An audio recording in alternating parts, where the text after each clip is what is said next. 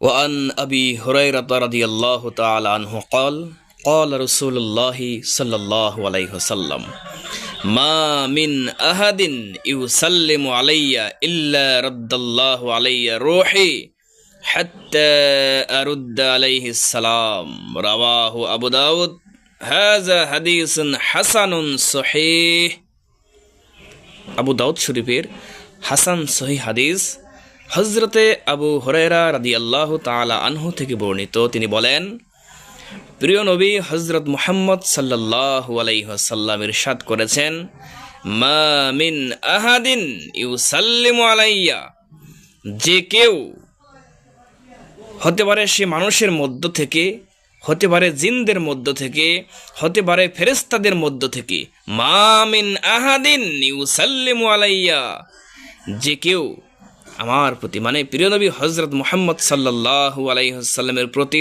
সালাম প্রেরণ করেন, তখন আল্লাহ তাআলা প্রিয় নবী হযরত মুহাম্মদ সাল্লাল্লাহু আলাইহি ওয়াসাল্লামের খেল ওই ব্যক্তির দিকে ঘুরিয়ে দেন, যাতে নবী করিম সাল্লাল্লাহু আলাইহি ওয়াসাল্লাম ওই ব্যক্তির সালামের উত্তর প্রদান করতে পারেন, সালামের জবাব দিতে পারেন।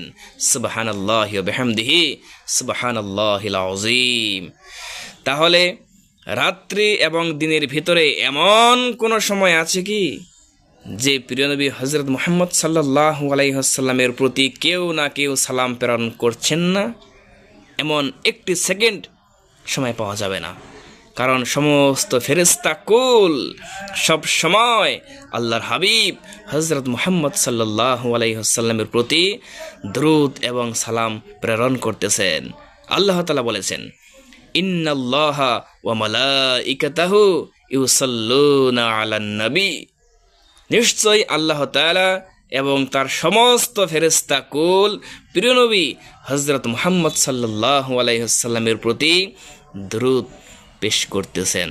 সুবহানাল্লাহি ওয়া বিহামদিহি সুবহানাল্লাহিল আযীম। পৃথিবীর বিভিন্ন জায়গা থেকে বিভিন্ন সময় রাত্রি দিনের পরিবর্তনের কারণে বিভিন্ন সময় প্রিয় নবী হযরত মুহাম্মদ সাল্লাল্লাহু আলাইহি ওয়াসাল্লামের প্রতি কেউ না কেউ সালাম পেশ করতেই আছেন, কোনো সময় বাকি নেই। আর সেই সালামের জবাব প্রিয় নবী হযরত মুহাম্মদ সাল্লাল্লাহু আলাইহি ওয়াসাল্লাম রওজা মুবারক থেকে দিচ্ছেন। কিভাবে সেটা আমাদের এই ছোট্ট মস্তিষ্কে কেস করবে না, ধরবে না, সেটা আল্লাহ পাক তাকে এরকম ইখতিয়ার ক্ষমতা দিয়ে দিয়েছেন। কিভাবে সালামের জবাব দিবেন সেটা আল্লাহ এবং তার রাসূল ভালো জানেন। আমাদের কাজ হচ্ছে প্রিয় নবী হযরত মুহাম্মদ সাল্লাল্লাহু আলাইহি ওয়াসাল্লামের প্রতি আদব, মহব্বত, তাজিমের সহিত তাকে সালাম প্রেরণ করা। এটা হচ্ছে আমাদের কাজ।